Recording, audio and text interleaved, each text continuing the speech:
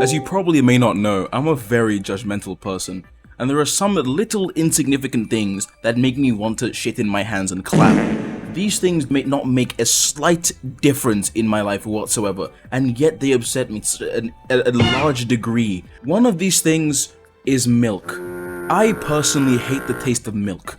It makes me want to bend over and take back shots from Johnny Sins himself. I don't know what it is, I don't know why, but every single type of milk, regular milk, skimmed milk, oat milk, almond milk, all of the nut, all of the milk, makes me ill, and I don't know why.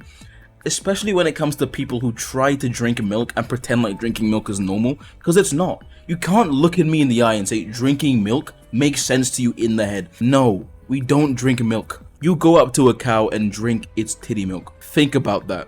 Tell me that is normal. Another thing I really hate, the color yellow. No one has ever looked good wearing the color yellow in the history of ever.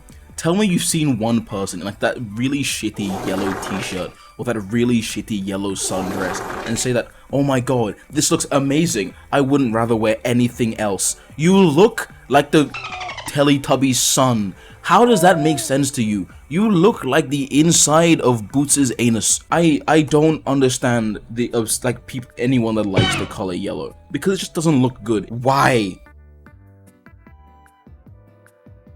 I really hate sushi.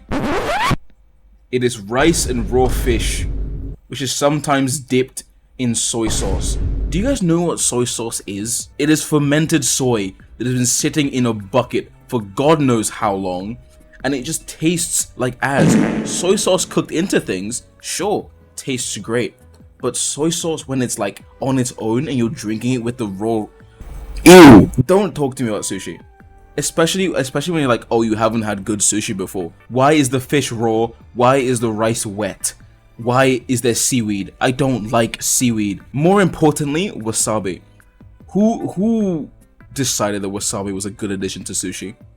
If I wanted to feel things in the back of my neck, I would go over to the nearest house and take a all the way down my throat in order to feel something. I would not want this nasal spice. And don't get me wrong, I love spicy food, just not wasabi. If I'm having wasabi in the back of my throat and I'm tearing up and my nose is like swelling up and my face looks like the inside of a pufferfish, I don't want to do that. Who enjoys this? Number 4 is people that like good movies. You are not real people. You are boring and you never had an opinion in your entire life.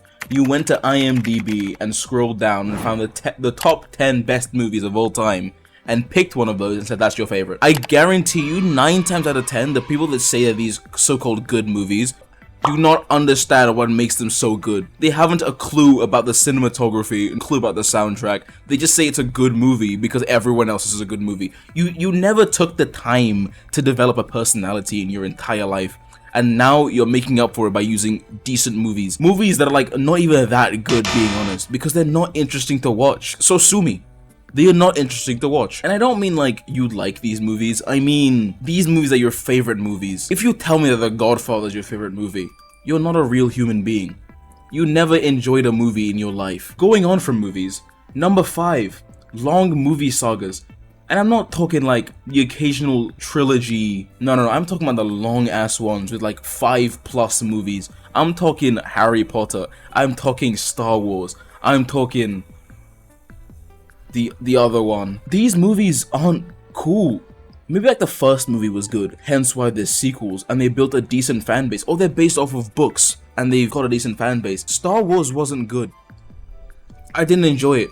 My friends told me I could start Star Wars whenever I wanted, and I started it with the movie that came out alongside Frozen 2, 2018-ish, and I slept all the way through that 2.5 hour piece of garbage, and I was full attention during Frozen 2. Granted, I was like, what, 10 years old? But isn't that like the general market for Star Wars now? Sci-fi movies that kids can enjoy, like PG-13 movies, and I hated that movie. That movie was so boring. Frozen 2 was an infinitely better movie than whatever Star Wars movie came out back in 2018, and I will die on that hill. And especially Harry Potter, because whenever I go to someone and I say I haven't watched a single Harry Potter movie and I haven't read any of the books, they look at me like I committed some great crime. They look at me like I ate a human being. How many movies are there? There are 11 Harry Potter movies. 11! How can you say that's a good franchise? First movie, good. Second movie, okay. Third movie, eh.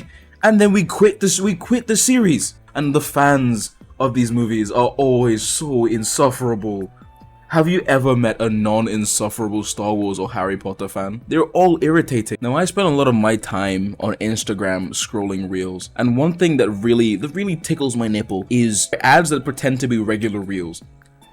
And they'd always be completely unrelated to the reel, especially like UGC content creators that have like the promotional bit show up at the end, so no one knows it's promotional, and then you realize, oh, this is like a really good product, and then they go use the link in my Oh, that's how I know that the product is gonna be absolute dog shit, because you had to be paid to use this item, and they're never any good. Buckets of mush that no one's ever gonna use in their entire lives. But no, this is a must-have in 2026 for no apparent reason. And if you are one of the sheep that fall for these UGC scams, who are you? Okay, so I've done 1, 2, 3, 4, 5, 6.